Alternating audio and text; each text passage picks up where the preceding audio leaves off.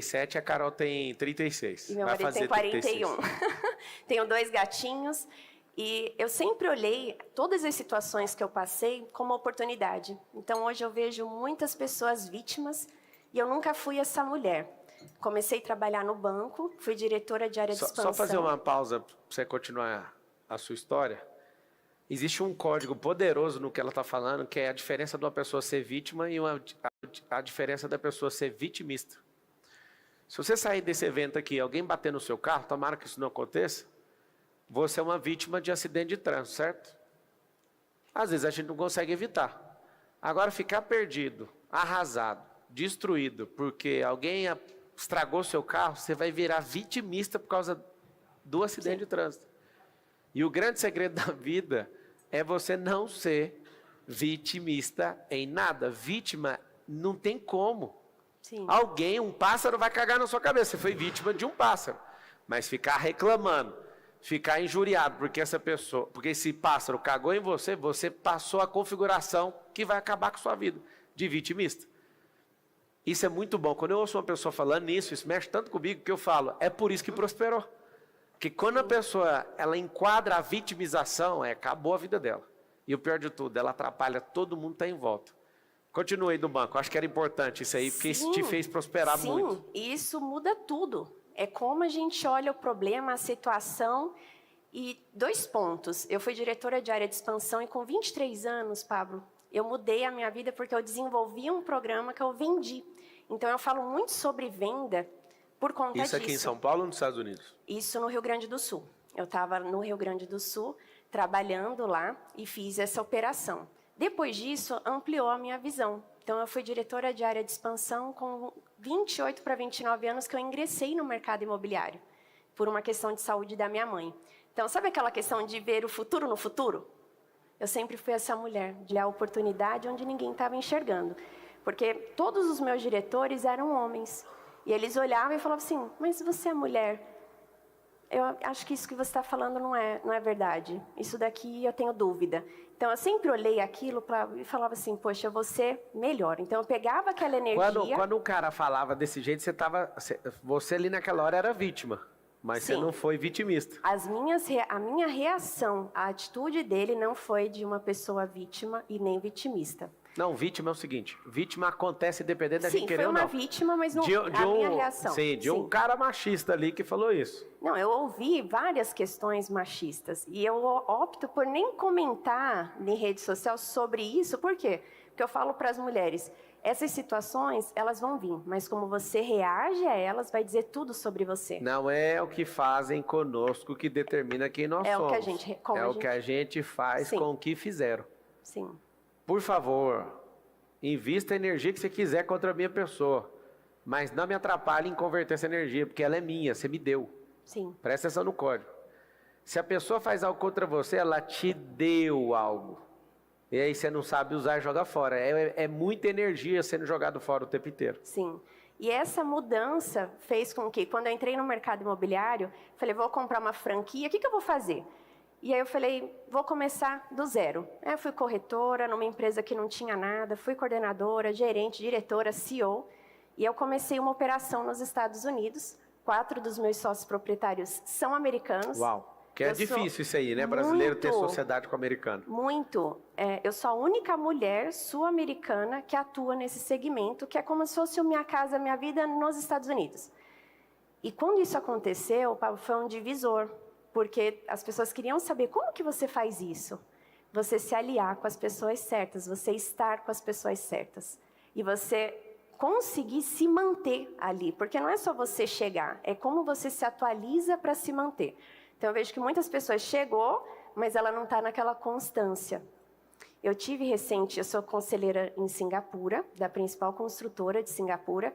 E Pablo, chega lá e olhar que só tinha eu como mulher, que eles me contrataram para ouvir o que eu estou falando, de líderes de Estado grande, você olha e fala, eu cheguei até aqui. Né?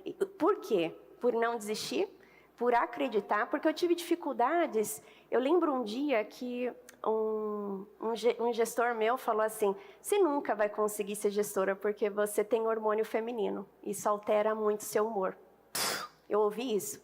Eu cheguei em casa destruída.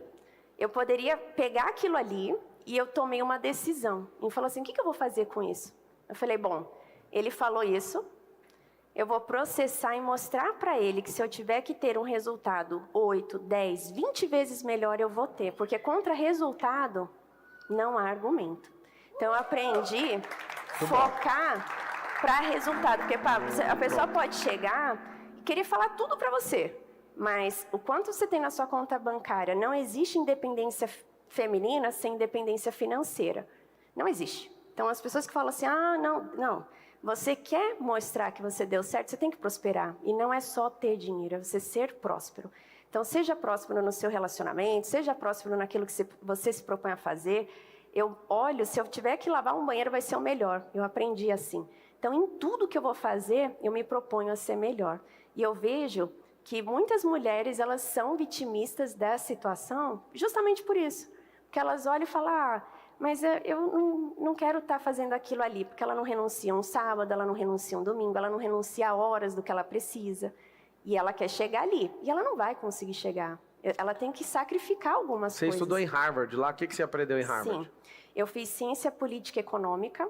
E... Aí, ó, mais uma pessoa para ajudar a gente na política. Sim. Por favor, por que eu não estou na sua equipe ainda, Pablo? Você investe no mercado imobiliário, você investe no mercado imobiliário e você sabe que sou a principal pessoa nisso. Já quero que você conecte. O Nésio está aí? O Thiago Rocha está das Europa, o Nésio Monteiro, que é nosso sócio dos Estados Unidos, eu quero que você conecte com ele. Sim, porque você não investe nisso lá e a maior rentabilidade... eu estou construindo 50 casas lá, como assim? Em Section 8, não. Não, aí você vai ter que ensinar isso pro Nésio. Em Section 8, não, e a maior rentabilidade que tem no mercado americano é esse. É porque, mesmo? sim, quantos por cento ao mês? Você vai ter de aluguel 1,9. Fora a taxa de incentivo do governo americano, fora a propriedade que ela triplica, você fala em média ano 30%. Isso aí é bem volátil? É real. É real. É uma operação então fala com o financeira. Nésio lá, tem dinheiro para pular. É uma operação financeira dentro do mercado imobiliário. Você olha essa operação, você vai querer ela inteira, porque ela é real. Eu já opero há 7 anos. Na pandemia, a gente ficou, como que o governo americano vai comportar para pagar os aluguéis? Não atrasou um dia. Então, o risco... Vou te passar o contato do Nésio Monteiro, você chama ele. Sim. Ele é nosso braço lá nos Estados Unidos. Sim, combinado. Você já conhecia ele, não? Não. Você tem que conhecer ele, é uma máquina. Ele tá aí. Eu acabei de ver ele agorinha. Ele tá em algum lugar, né? Fazendo network com alguém, que é isso que ele faz agora. Conta pra mim essa experiência de Harvard aí. Como é que você foi parar lá? O que você aprendeu? O que a gente pode tirar proveito como povo brasileiro? Várias questões. Uma coisa que me chamou muito a atenção é a produtividade do Brasil. Por exemplo, um americano... A hora dele de trabalho a nossa hora brasileira equivale a 18 minutos de um americano. 2,5 vezes. Sim. Então, a produtividade e o foco é muito importante. Vocês sabiam disso? Um americano com produtividade precisa de 2,5 brasileiros para conseguir atingir a produtividade do norte-americano. E aí, você entendeu o que é o povo. Mas como que é isso? Eu sou trabalhador demais. O problema é que a gente não ajuda os irmãos. Porque na média de produtividade de um povo, o povo americano equivale a 2,5 povos do povo brasileiro. Ou seja, engraçado, os caras fazem menos e produzem mais. É uma questão de mentalidade, prioridade. O cara, ele produz porque ele tem certeza que ele pode ser dono. O brasileiro não tem, o brasileiro rejeita isso. A base mental nossa é rejeitar a prosperidade, é por isso que a gente é improdutivo. E lembre-se, quando você ouvir da minha boca sobre produtividade, não estou falando para ninguém virar jumento e trabalhar mais, igual o pai do Cris em 3 empregos, não é isso? Não. Produtividade não se mede com o tanto que você faz, mas com a aderência daquilo que você falou que ia fazer. Deixa eu dar esse código aqui, porque é importante, para todo mundo que está assistindo interessado. Se você falar que vai trabalhar só 2 horas e trabalhar as 2 horas e produzir a riqueza equivalente dentro das 2 horas, você foi 100% produtivo. Tem gente que trabalha 40 e não tem a produtividade de uma pessoa de 2 horas. Como que é possível isso? Se você usa tecnologia em 2 horas e o outro não usa, já era. Teve um repórter ontem lá do SBT, ficou pegando meu pé. Porque tudo você responde tecnologia. Aí ele foi dar um exemplo lá infeliz, coitado. Ele falou, eu quero ir para a Lua. Aí eu falei, tem que ter tecnologia. Pra que tecnologia? Eu falei, então vai a pé sem tecnologia para ver se você chega. Tipo, a ignorância acerca de alguns assuntos é terrível. É claro que tecnologia é uma matéria, você tem que adentrar ela, né? Tem muitos braços. Mas o fato de você aprender a ser produtivo, eu, por exemplo, eu fico 40 dias sem pisar o pé dentro da empresa para discutir alguma coisa sobre empresa. Não perco meu tempo. Minha produtividade foi para outro nível. Eu treinei gente para fazer isso. Ou seja, quem treina, quem multiplica talento, trabalha menos e produz mais. Olha que coisa. Produtividade não é se tornar um cavalo, nem um jumento. Lembra sempre disso, tá bom?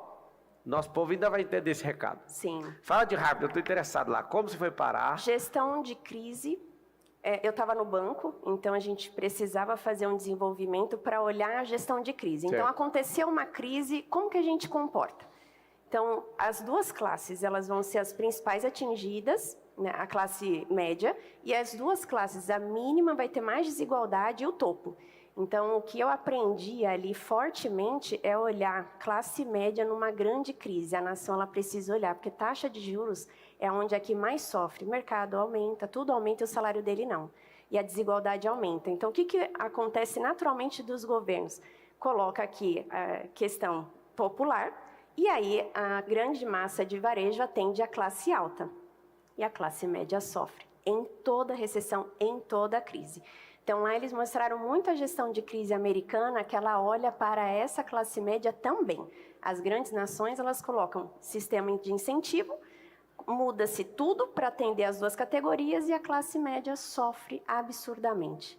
Absurdamente. Então, é onde tem os cortes maiores de emprego, porque aquele gestor, aquela pessoa que ganha bem a classe média, em sua renda de 20 a 30 mil, e aí fica toda essa recessão. Então, em Harvard, eles policiam muito toda essa questão para a gestão de crise nesses momentos. Como a gente vê o futuro do futuro na crise, tudo é calculado. Então, se você tem um ciclo de governo, você já tem que calcular quais são as políticas para a gente, como empresário, entender e atender a população, trabalhar em conjunto. Lá, Pablo, o que é muito diferente daqui, as coisas são feitas para funcionar. Então, as leis, as regras, elas são feitas realmente para conversar com o empresário, para atender o empresário, para funcionar na ponta. Isso é absurdamente diferente.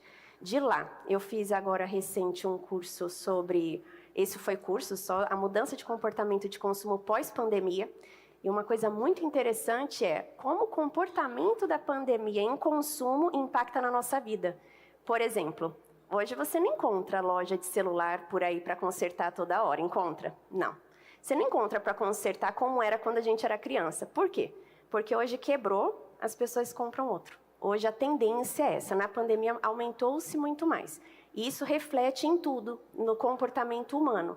Então hoje o nível de divórcio aumentou demais. E, Sofia, mas como que interfere isso? Os estudos mostram que assim como a gente quebrou o negócio e joga fora, aconteceu uma briga, a pessoa separa.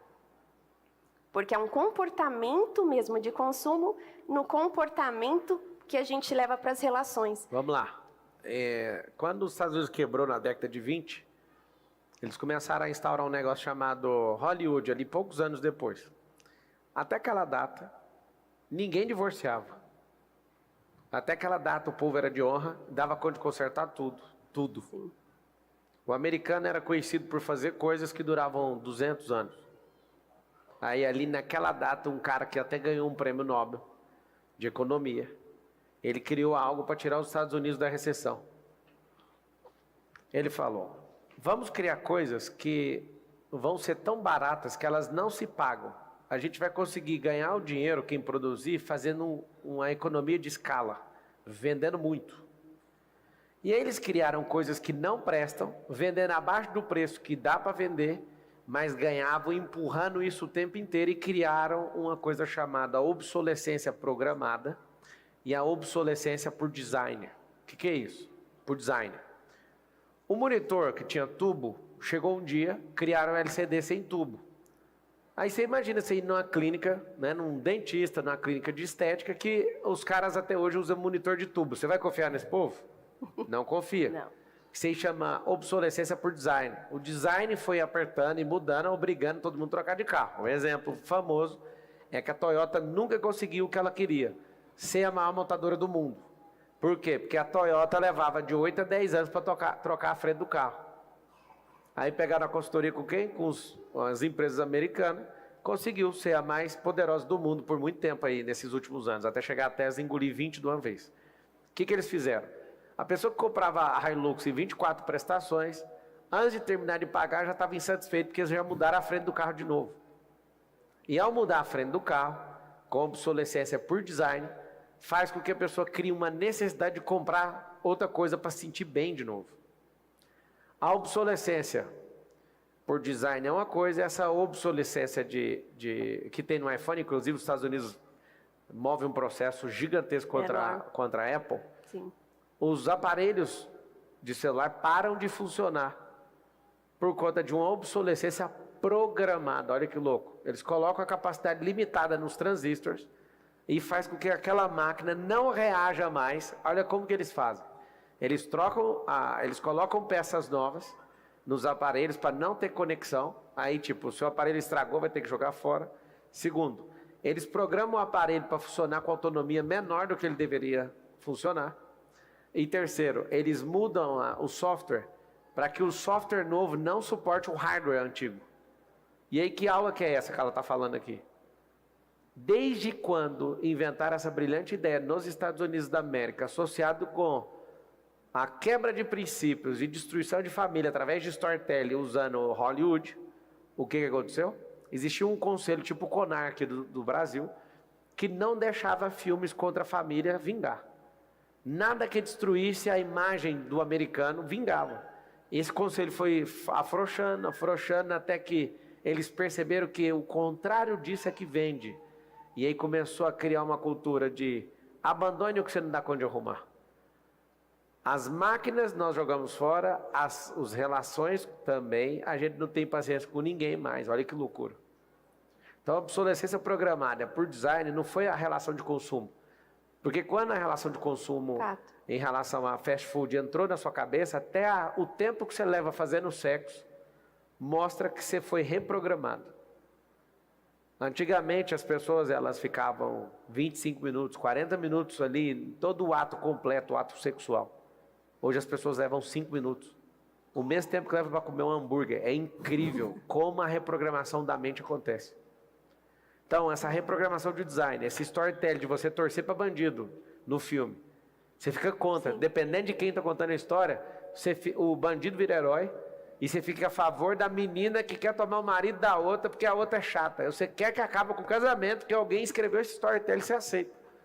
É por isso que essa geração está uma desgraça. Eu tive que fazer esse adendo, Sofia, porque sim, as pessoas elas não conseguem resolver seus problemas porque é mais barato jogar fora o problema. Sim.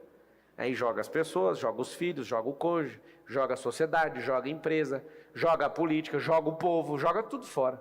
Porque não dá conta de resolver um simples problema.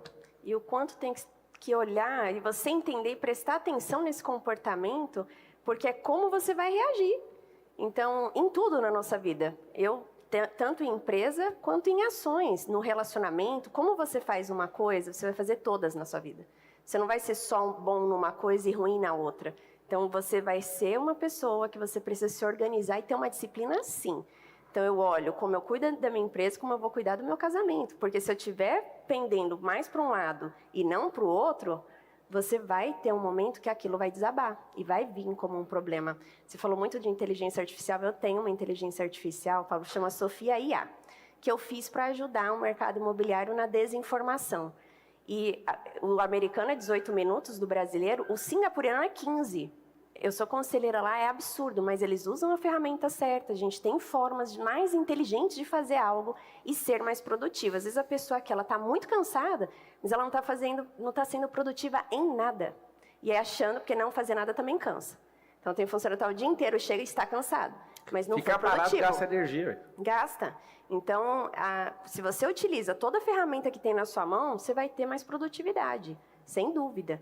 E isso é um dado, a gente utilizou porque a gente vai fazer a primeira incorporação feminina, ponta a ponta. Sou sócia aqui em São Paulo, Pablo, no Butantã, e a primeira no Brasil é no mundo. E aí, quando me falaram assim, Sofia, isso é uma estratégia de marketing, só mulher, desde viabilidade, comprar terreno, construir e tal. Não, é um dado. A mulher, ela tem poder de decisão, a gente precisa... Tem que comprar o terreno de mulher também. Compramos. Tem que ser de mulher. Compramos. Senão vai ferrar. Primeira coisa eu pensei, poxa, deixa eu ver aqui, vai ter que fazer isso. Compramos 3 lotes, dentro deles tinham mulheres como proponentes, porque é inventário, tem muita família, tem mulher dentro, não era só um proprietário. Ponta a ponta, hoje os estudos, tudo. Mas por que isso? Não é por mostrar... E para construir? Só incorporar ou para construir? Incorporar, construir, tudo. Aí eu quero ir lá ver. Sim, a gente hoje... Não duvidando, eu quero saber como é que você vai juntar a mão de obra feminina lá para pegar no pesado. A gente colocou agora o Pacto Global da ONU também no projeto, porque o canteiro de obra é uma inclusão. Porque não adianta eu vir aqui romantizar, olha, vamos lá, vamos mulheres e tal, se eu não dou emprego para elas, se eu não mostro, se eu não consigo formatar eu quero acompanhar elas. mesmo, não estou duvidando. Sim. Não. Eu acho que você vai conseguir, eu quero ver. Nós estamos com quero 3 ver, porque ONGs. fazer um prédio, vai ser que tamanho o prédio? São 80 milhões de VGV, 120 unidades. 30 andares, 80 milhões de VGV aí? Isso, uma média ali no Butantã a gente sobe 25 andares. 25? Sim. Apartamento ticket é do lado do metrô, vai de 28 a 35 metros. É um ticket... É o quê? Umas 12 mil mulheres? 12 Na mil. obra? 2 mil mulheres para construir? A média ali vai de 1.500, com mestre de obra, gerente. Só que essas ONGs, elas preparam mulheres que elas não estão no mercado de trabalho e a gente qualifica. Qual o recado que você dá para as mulheres? Que elas precisam ouvir, né? Depois de ver você vencendo alguns comportamentos que de fato são comportamentos idiotas. Sim. Esse negócio de machismo para mim é um câncer. Sim. O feminismo para mim é o band-aid do câncer. Sim. Ou seja, não resolve nenhum dos dois. Nada. Ser feminista, esse estilo do comunismo vai resolver nada. Você vai criar desrespeito com a sua identidade e vai ferrar os outros. Você que é uma mulher centrada, com base, qual o recado que você dá para as mulheres em relação a isso? Esse ataque de homens idiotas e esse band-aid querendo curar um câncer, esse feminismo que a gente conhece do jeito, né, que a gente vê muita gente que nem vive isso, que nem dá para viver. Eu sofro muito com as próprias mulheres. Fala mais sobre isso. O meu recado é que ela tem que focar no que importa. Parar de olhar para o que não importa, porque ela é protagonista da vida dela. Ninguém vai vir salvar ela, ela tem que olhar que ela pode. Ela não pode terceirizar nada a ninguém, eu nunca terceirizo nada a ninguém. Aconteceu algo comigo que eu posso resolver, eu tenho que ser solucionadora de problema. E isso é tão louco que você faz uma programação na sua cabeça. Não é do dia para a noite, eu treino isso. Você tem que treinar. Então, veio uma situação, como que eu resolvo isso? O que está ao meu alcance resolver? Não está no seu alcance? Passa, olha o que você pode fazer. Sempre há algo que a gente pode fazer.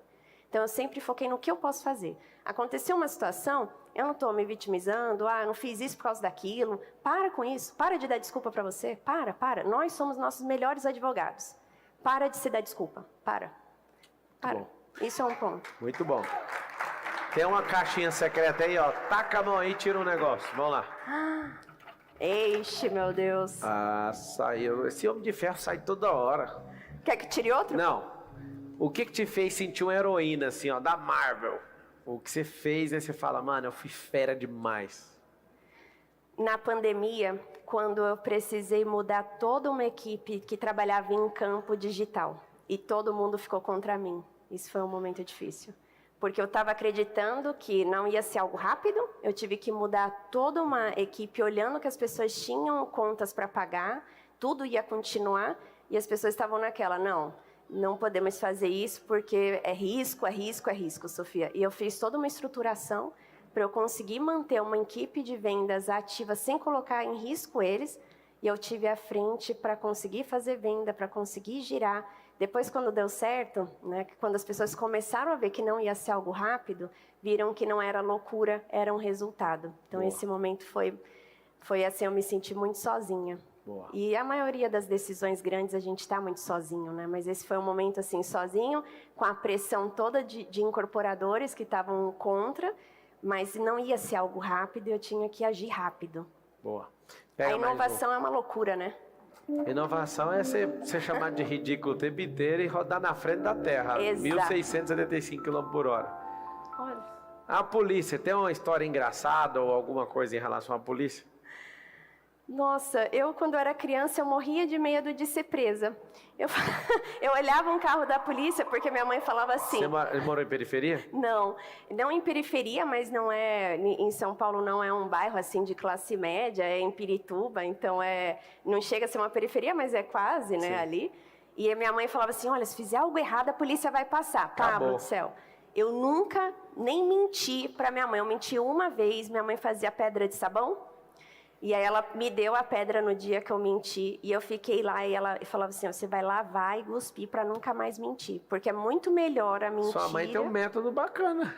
E ela falava, e se engolir eu te bato. Eu fiquei no banheiro, eu chorava, eu fiquei 4 horas com essa pedra de sabão. Sabe sabão caseiro? Ela fez você derreter ela? Assim, cuspi. E cada vez ela, se olha no espelho, tá chorando? É para você lembrar. Sua mãe é russa? Não, é mineira. Minha mãe falou assim, para você lembrar. Alguém já viu alguém fazendo isso? Fez também, sei lá? Adiantou? Ah, já viu. Gente, isso daí me ensinou, Pablo, que pode ser... E era uma besteira. Eu fui brincar e minha mãe ligou para casa da vizinha, a gente ia num canteiro na rua. Minha mãe ficou muito brava e falou, independente, a verdade sempre vai ser melhor do que a sua melhor mentira, filha.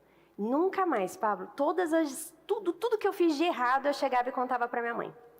E o quanto é importante a mãe ouvir e não punir daquilo ali e me ensinar. Ela me ensinou depois. Então eu chegava, bati nas crianças, mãe. E aí recebia um monte de notificação, porque eu não fiz primeira, segunda e terceira série, Pablo. Eu fui para a 4ª série. Porque eu atrapalhava as crianças, eu tive um desenvolvimento muito rápido e eu fui os caras do banco te zoando, sem saber que você já era braba desde pequeno. Muito.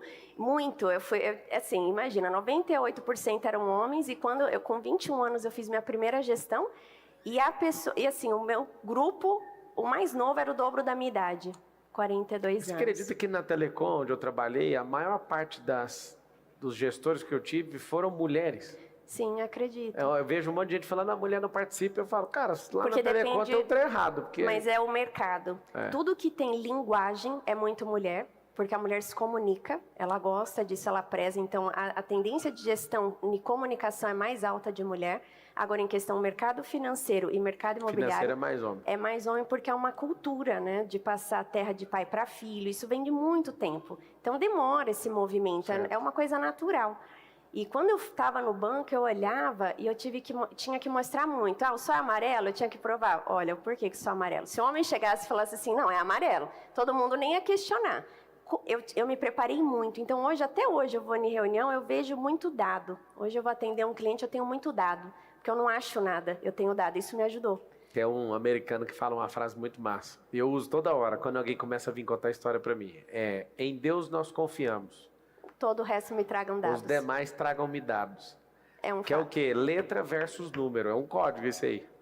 Quando começa com não sei o quê, a história, tá bom, número, esquece a letra, vai, sim. Número.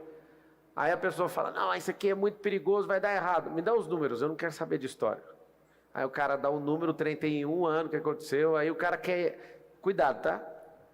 Número vai te... a letra pode muitas vezes tocar algum bloqueio seu. Letra é infinito, qualquer um pode inventar o que quiser. Sim. Número é a única coisa que vai te convencer. Sim. Todo mundo que usa letra contra mim, eu falo, terminou? Número.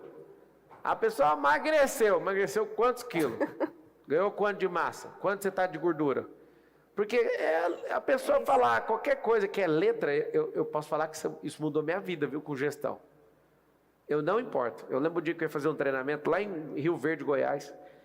Aí alguém falou, vai ter que cancelar a turma. Por quê? Porque está na safra. Vai colher a safra agora, aí ninguém quer ir, não sei o quê. Eu falei assim, isso é uma história. Vou te fazer uma pergunta, todo mundo mexe com safra lá em Rio Verde? Não, então tá errado, é só uma história. Você me deu o número acabou de falar.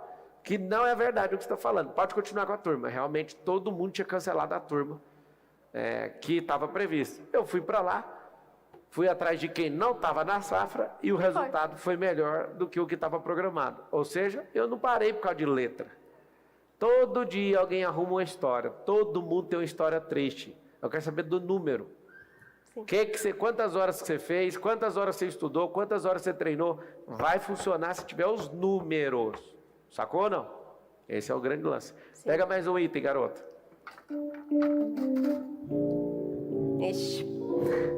Você é impaciente em relação ao tempo? Eu já fui, muito. Hoje é algo que eu trabalho bem. Uma das coisas que eu tive muita atenção, recente, gente, que mudou assim minha chavinha. Eu estava agora em Singapura, numa reunião, só 10 executivos grandes, 9 horas de treinamento comigo, eles ficaram na semana, todos os dias. Eles não mexiam no celular. A produtividade deles, e eu olhei o quanto que às vezes a gente quer fazer várias coisas ao mesmo tempo e não faz nada direito. Isso me fez mudar e analisar o quanto a gente precisa fazer várias coisas, mas uma coisa de cada vez. E bem feito. Então isso foi melhorei muito, tá, Pablo? Melhorei muito, estou numa... Não sou ansiosa nem impaciente, porque eu tento olhar aonde eu estou inconfortável de estudar mais, de me preparar mais. Se é uma coisa que eu estou ali, olhando que aquilo está pulsando mais, eu vou estudar mais, vou me preparar mais. Bom, você faz uma pergunta para mim, já preparem aí para fazer pergunta direto no como para a Sofia Martins. Vai, já preparem para fazer a pergunta e você começa fazendo a pergunta para mim, vai lá. Pablo, como que você vê o mercado imobiliário em São Paulo e essa mudança do plano diretor? O que você... Essa mudança do plano diretor para os próximos 10 anos. Vou ter que rever ela, porque nós vamos fazer o maior prédio do mundo aqui. Então, já estou prometendo rever o plano diretor. Mais alto que o DFG? Não. O maior prédio do mundo. Que o DFG agora, atualmente, eu vi que você esteve lá. 500, não pode falar, mas é mais de 500. Eu vou participar desse aí também. Gostei muito da família lá. Sim. Do São Francisco. Só que o seguinte, eu vou entrar nesse prédio para a gente fazer essa obra que vai levar aí, sei lá, 6 a 8 anos. Sim. Para provar que a gente sabe fazer até metade do caminho para fazer o dobro dele aqui em São Paulo.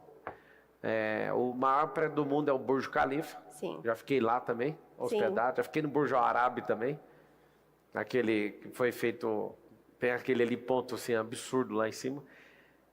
E eu acredito que grandes construções marcam eras.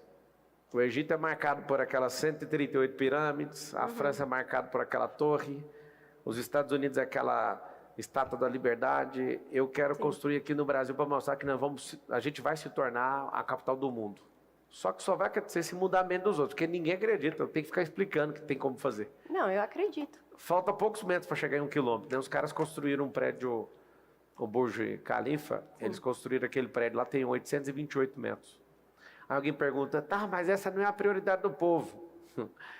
O que vai dar de emprego e evolução no mercado imobiliário, construção civil. Sim. E libertar nosso povo, a ponto da gente construir prédios e ficar normal construções de 500 metros, 600, 700 metros, ficar normal. É uma obra de 20 bilhões de reais e não vai gastar nenhum dinheiro público, precisa só da caneta BIC.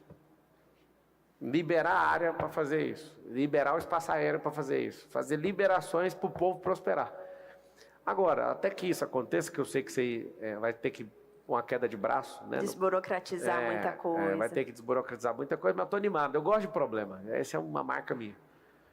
Até isso acontecer, eu acredito que a gente vai fazer uma revolução na questão de redesenhar as favelas aqui na cidade de São Paulo. E vai mostrar para o mundo que tem como recuperar uma cidade que parece que não tem como recuperar. Você vai ver favela pintada, você vai ver favela reurbanizada. Na verdade, nem é urbanizado, né? Não tem rua na maioria das favelas. Não tem, a maioria. É tudo calçado, apertado. Então, fazer um desenho ali. Eles estão dentro da área urbana, mas sem urbanização. Eu não sei como é que alguém aceita isso 30, 40, 50 anos. Eu vejo um mercado promissor, onde a gente vai empregar a maioria das pessoas que estão sem fazer nada. Acho que o mercado imobiliário, construção civil, tudo que é em volta de edificações vai ganhar muito aqui em São Paulo. Nós vamos provocar uma devastação aqui. Que aqui é uma potência. Aqui é a maior do hemisfério sul. Sim. E nós vamos usar o dinheiro disso para destruir essa desigualdade que a gente tem nesse país, a partir de São Paulo. Vai lá, pergunta. Olá, eu Olá. sou Susana Torres, eu sou de Portugal. Eu estava a ouvir a tua história, identifiquei-me muito com a tua história. Eu também estive na banca, fui subdiretora num banco, entrei com 21 anos. Hoje faço o maior evento de alta performance na Europa, com 12 mil pessoas. Então a tua história bateu muito com a minha, eu gerei muita identificação. E queria te fazer uma pergunta. Claro.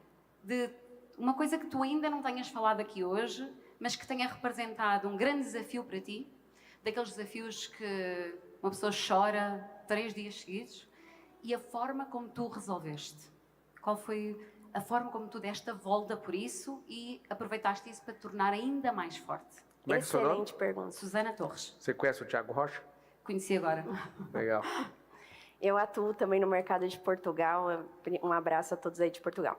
Excelente pergunta. Quando eu mudei a minha carreira do banco para o mercado imobiliário, foi o meu momento de transição mais difícil, porque eu estava no auge da minha carreira, saindo no jornal como uma jovem gestora, promissora e etc. E minha mãe ficou doente. Quando minha mãe foi diagnosticada com essa doença, minha irmã me ligou, domingo. Na terça-feira eu estava de volta aqui em São Paulo e eu fiz um no-compete até 2028 de instituição financeira. E por esse motivo eu fiz essa transição e eu falei, eu vou ser a melhor no mercado imobiliário. Explica pro pessoal o que é no-compete, porque a galera que está assistindo não sabe. É não trabalhar, eu não mandar informação do que eu fazia e não trabalhar na instituição financeira. Foi um acordo muito bom para mim, onde eu estava, eu cresci lá, me deram uma oportunidade, Pablo, que eu não teria em lugar nenhum. Vocês entenderam o que ela está falando? Você trabalha na instituição, você tem acesso à fonte de dados dos caras, Sim. a know-how, a coisas e informações que são preciosas como diamantes. Aí a pessoa ainda mais investimento. Te paga um valor, dependendo do que ela está falando, pelo jeito que ela falou, para aceitar até 2028, ela recebeu um valor bem legal por isso. Ela assina um contrato para não se envolver com a instituição financeira até tal data, que é não competir com essa cláusula. Ela recebe. E esse foi o meu Portugal, momento. isso é obrigatório, ou seja, não há um valor que se paga, isso faz parte do contrato. Quando tu entras no Quando setor entra, bancário, né? Já assinas que não podes... Para mim foi porque não tinha a minha cadeira aqui em São Paulo, porque eu estava cuidando da América do Sul inteiro, por isso eu estava no Rio Grande do Sul. E nesse momento, o mais difícil e deu chegar e falar assim, o que eu vou fazer agora? Por quê? Não era por uma questão financeira, porque eu já estava com uma independência financeira, eu, meu marido, a gente construiu a vida junto, mas foi em olhar e eu falo assim, poxa, eu estou querendo tanto que meus pais tenham orgulho de mim e amanhã minha mãe não vai lembrar de mim. Sabe quando te dá uma virada de chave? E ali eu olhei como eu podia ajudar mais as pessoas. O que estaria escrito na minha lápide? Sabe? Eu fui olhar para eu desenvolver, para eu ser um ser humano melhor.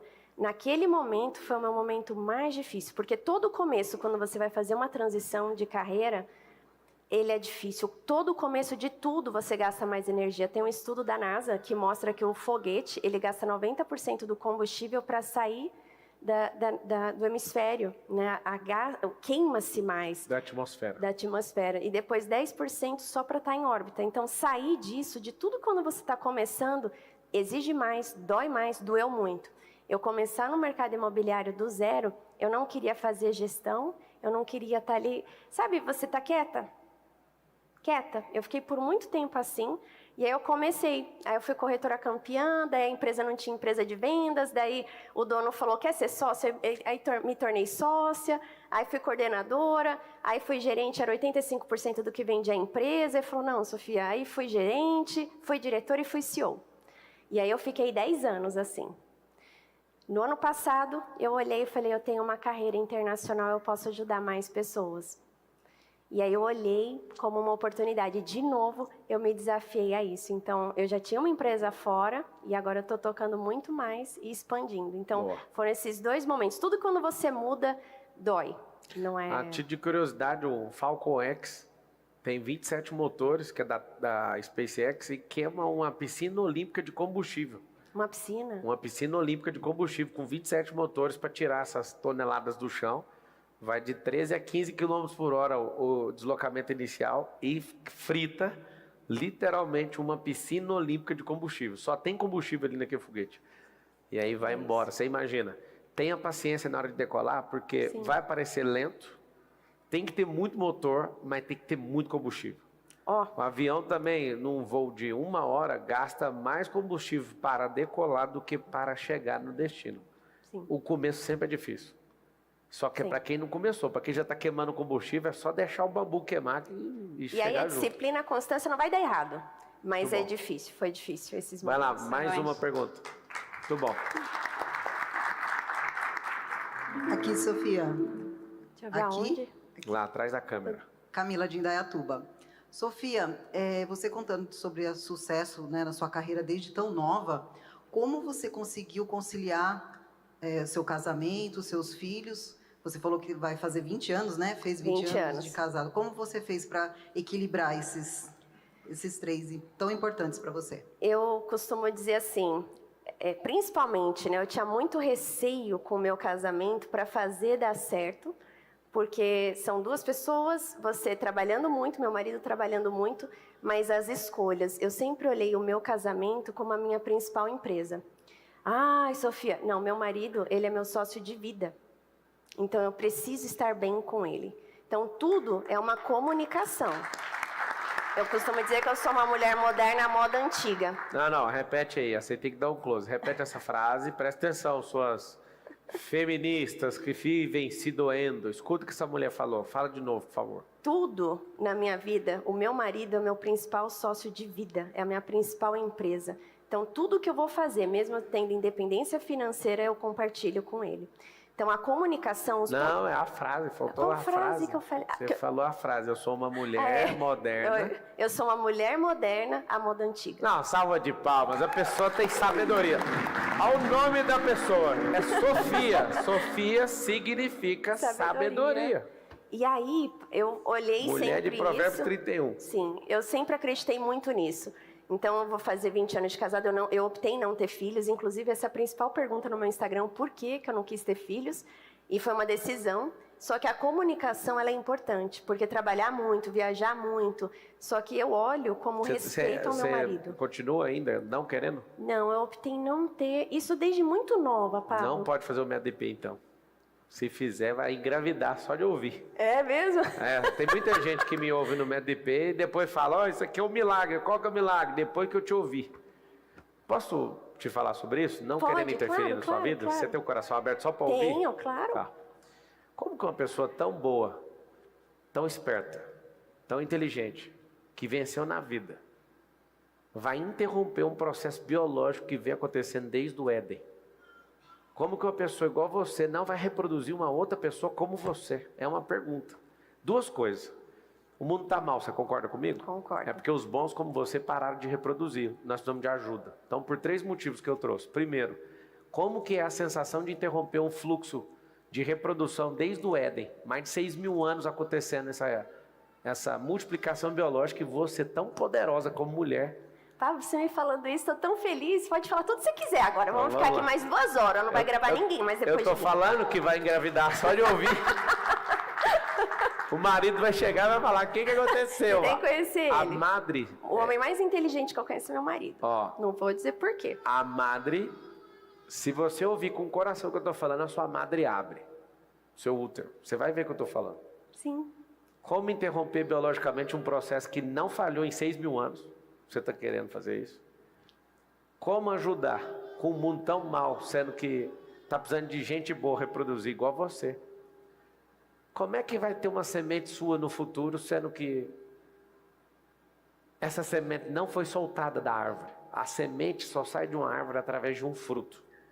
O casamento é a coisa mais importante que a pessoa carrega. Ela se torna uma só árvore. Acho que vocês já leram carne, mas é árvore. Se torna uma só árvore. E aquela árvore dá um fruto. E o fruto daquela árvore é plantado e vira outra árvore. Qual é a lógica de uma mulher num nível tão poderoso? Você tem todo o seu direito, mas você me deu abertura Sim, para falar. claro, não, e vamos falar. Como? Uma pessoa tão impressionante que conseguiu resolver tantos problemas, como não colocar, introjetar essa energia num fruto, para esse fruto virar outra árvore? Como impedir a plantação infinita do Deus vivo? Sendo que quando, posso dar mais um argumento? Pode? Quando ele falou com Adão, ele falou, sede fecundos. Sim, Eu acho que você ama essa palavra, não ama? amo. Senão você não tinha casado com 20 anos. Sim, Porque qualquer pessoa que ama essa palavra, casa o mais rápido possível. sim. Sede fecundos. Multiplicai. E sabe qual é a minha tese de Deixa eu doutorado? terminar, calma, que você me deu a chance é agora. Multiplicai Sim. e enchei a terra. Salmo 115:16 fala assim: os céus são os céus do Senhor, e a terra ele deu para os filhos. Cadê seus filhos para isso? Posso continuar? Pode. Se o coração está aberto, eu vou falar até ele fechar, que aí pelo menos a semente fica lá dentro. Quando você tiver velhinha, vai ser muito ruim estar sentado com toda a glória e todo o poder e toda a riqueza do mundo e não ter um neto gritando. Você pode até adotar pessoas. Eu acho que você já fez essa conta, porque você é bem inteligente. Mas sabendo que você pode fazer isso, que você pode ter filhos, que você vai alcançar uma outra maturidade tendo filho. Eu sou outro homem depois de ter o meu primeiro filho. Eu sou outro homem depois que o segundo veio. Eu sou outro homem depois que o terceiro apareceu. Agora, quando chegou a Isabela, aí parece que eu virei um anjo. Eu nunca imaginei que teria doçura dentro de alguém que é feroz.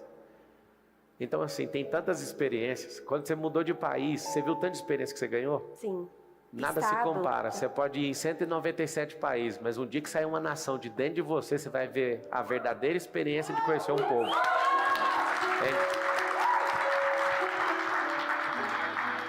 As mulheres estão assistindo e às vezes o coração está fervendo. Marçal, eu quero o que ela quer, mas não posso. Pode sim. Você pode pedir um milagre para o Senhor, porque Ele fala que filhos são heranças do Senhor. E eu tenho uma pergunta para você. Como abrir mão de uma herança do Deus Todo-Poderoso? Você não quer? Uau! Qual que era? Pablo, eu sou cristã, eu e meu marido. E eu, sem dúvida, né, o que Deus fala, assim, eu estudei muito, fiz 2 anos de teologia de tanto para eu defender minha tese, fiz a minha tese de doutorado para eu ter uma aproximação, entender mais sobre Deus, fui a Israel, enfim.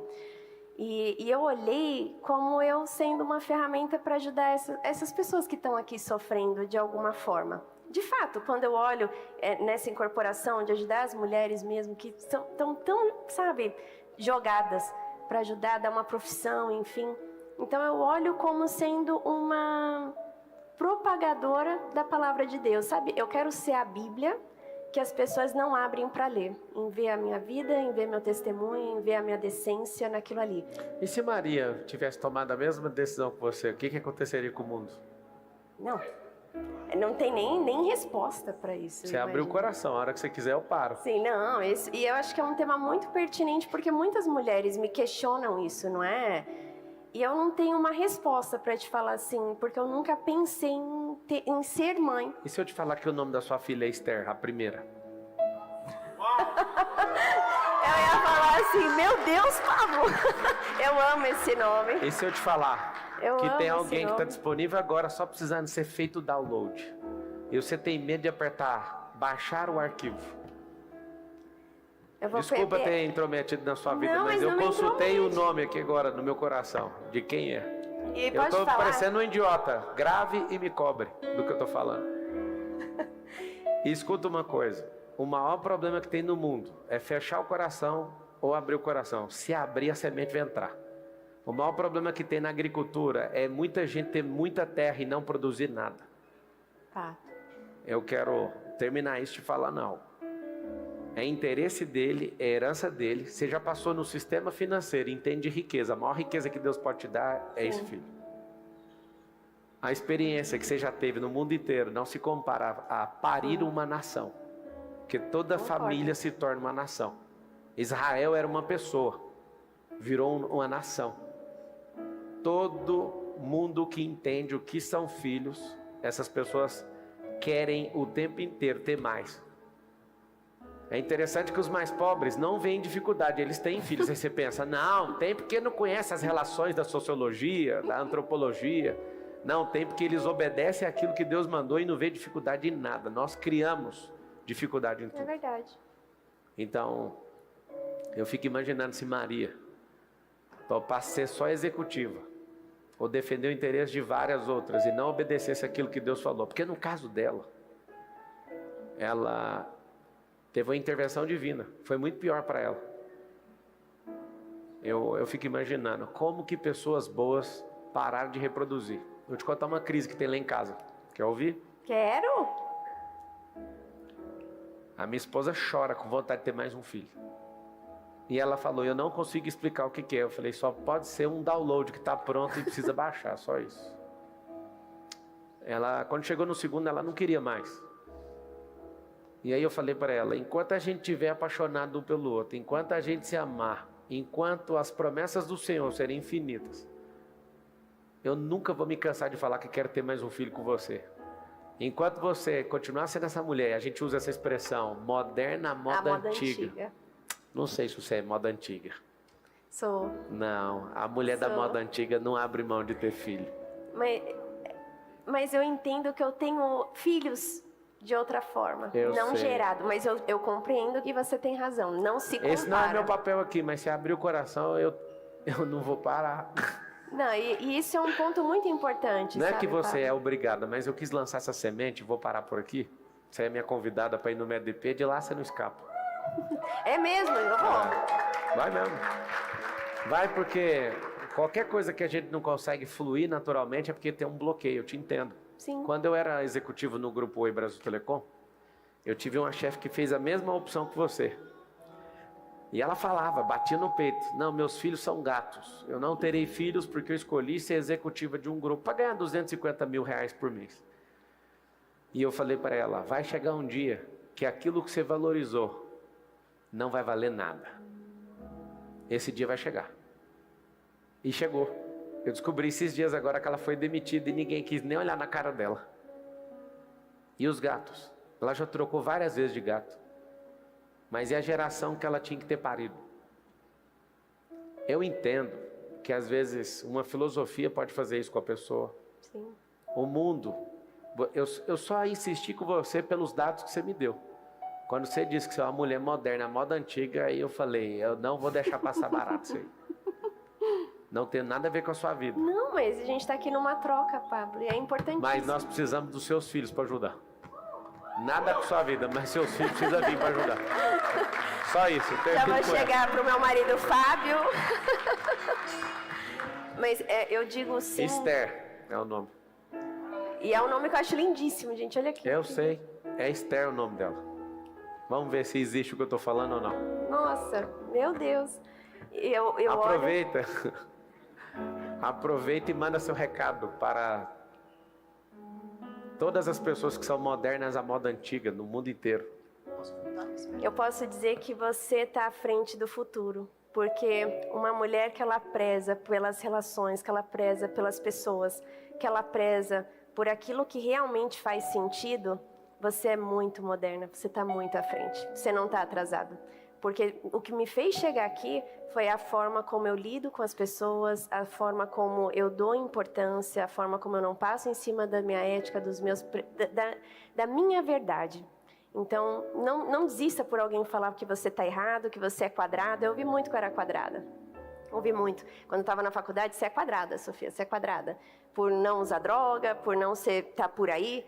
Eu prefiro, porque olha onde essas decisões me trouxeram. Então, as suas decisões de ser uma pessoa moderna, à moda antiga, com seus preceitos, você sempre vai estar à frente no futuro, sempre. Eu nunca tive para trás, nunca. São decisões que a gente vai tomando por disciplina e essas decisões me trouxeram até aqui, todas elas. Então, esse é o meu recado para você. Você é moderna e você está à frente, ó, de quem se acha muito espertão, que não é. Vai chegar um momento que você vai olhar e vai falar assim, essa pessoa estava tão atrasada e não sabia. Eu olho isso hoje, sabia? Eu também tomei muito prejuízo no caminho. Todo mundo falava, você não gosta de brincar. Eu realmente, eu não brinquei igual as crianças brincaram. Mas hoje eu posso comprar os brinquedos que eu quiser. Muito. Eu tomei um prejuízo absurdo no meio do percurso, porque ninguém entendia. Parece que eu já nasci velho, aquele famoso caso do Benjamin Button.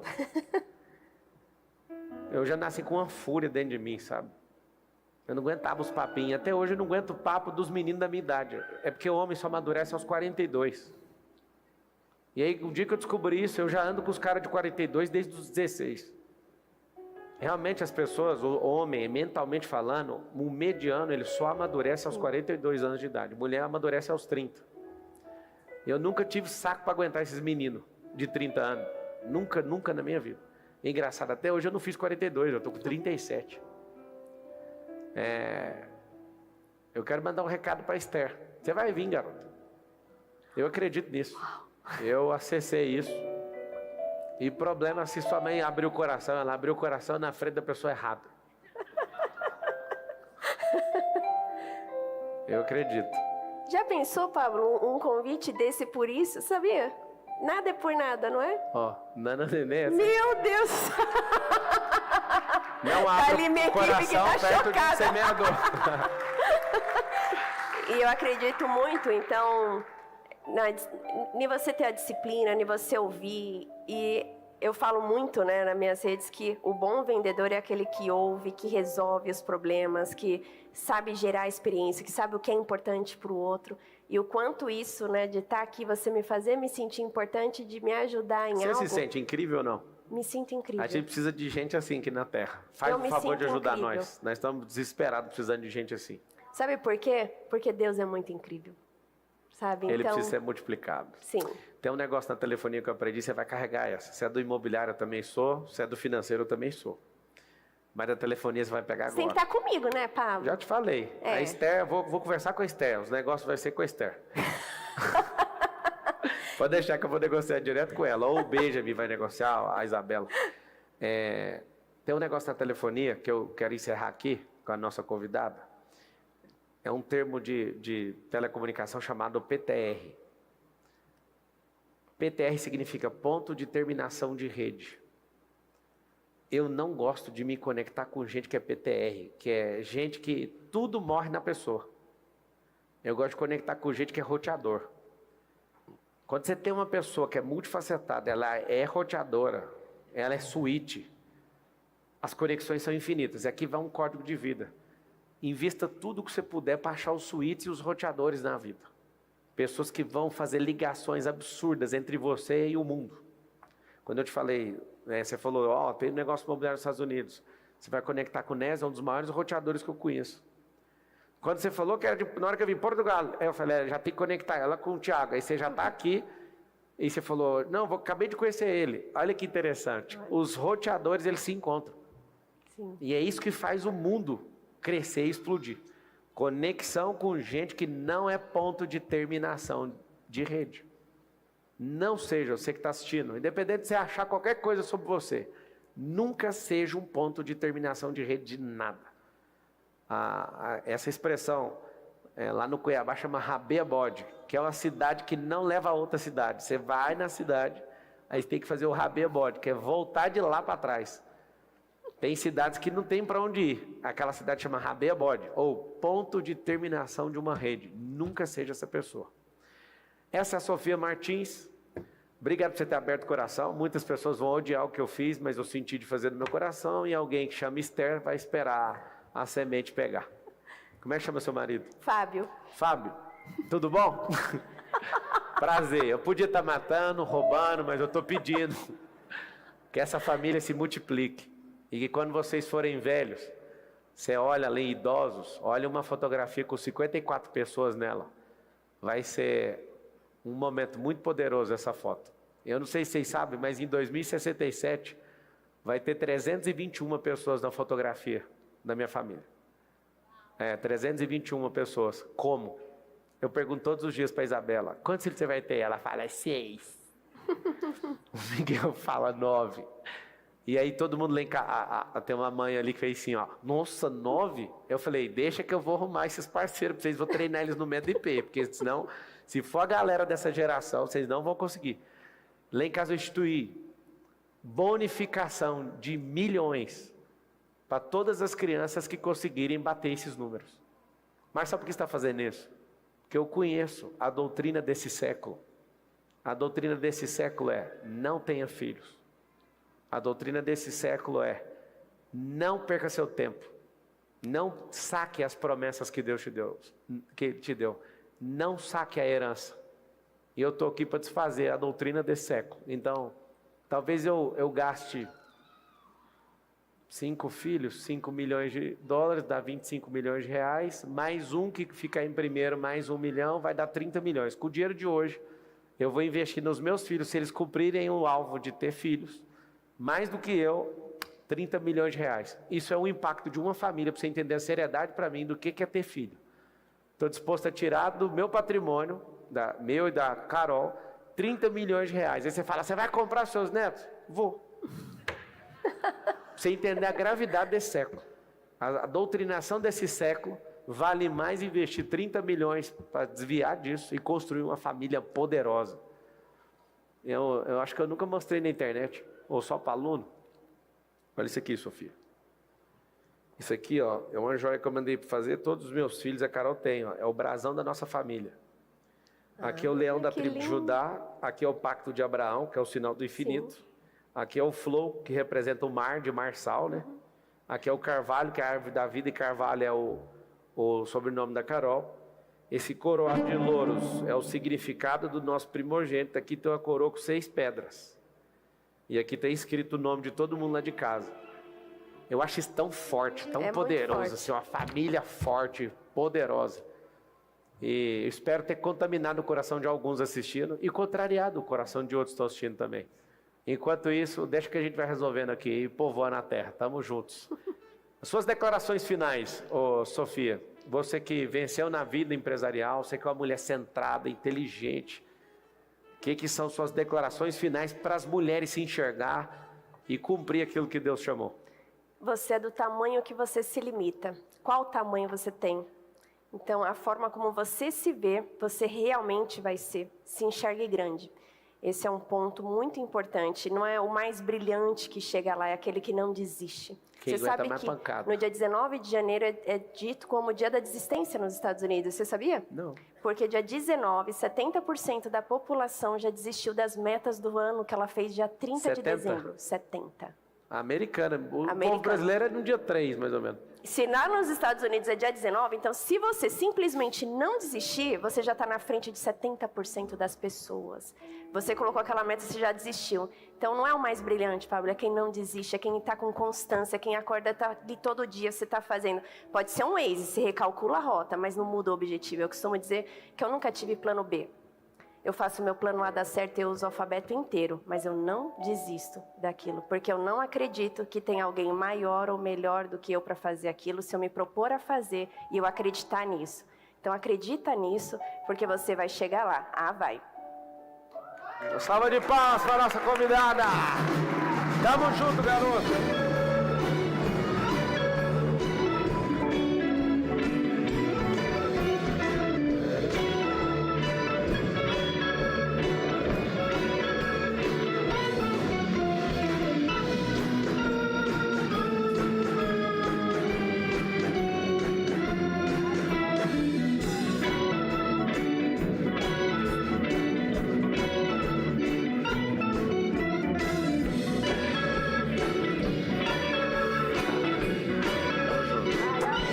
Foi ótimo. Vamos tirar a foto. Tchau.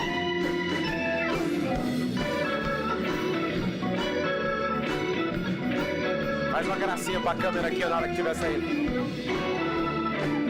Vira o livro. Você tem livro? Tem. Podia ter trazido. Manda depois pra mim. Aqui, ó. Tamo junto!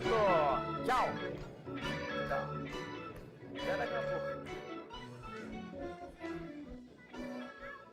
Quer gostinho?